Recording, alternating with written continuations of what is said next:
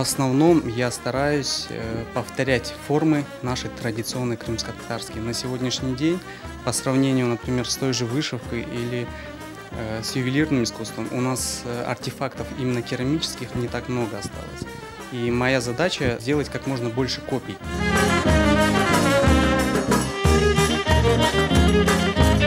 Этот сосуд – это копия сосуда середины 19-го, начала 20 века. Вот, у него характерной особенностью является то, что у него широкое горлышко. Оно необходимо для того, чтобы можно было удобно помыть сосуд. Вот, рука должна свободно проникать в него.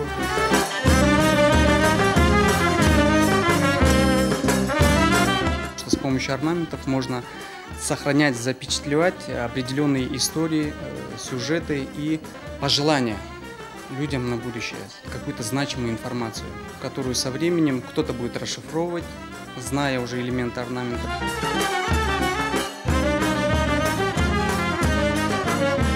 По звону можно было определить, насколько качественно прошел обжиг изделия. То есть, если звон есть, значит обжиг прошел на достаточно высокой температуре, необходимо для того, чтобы черепок он стал камнеподобным.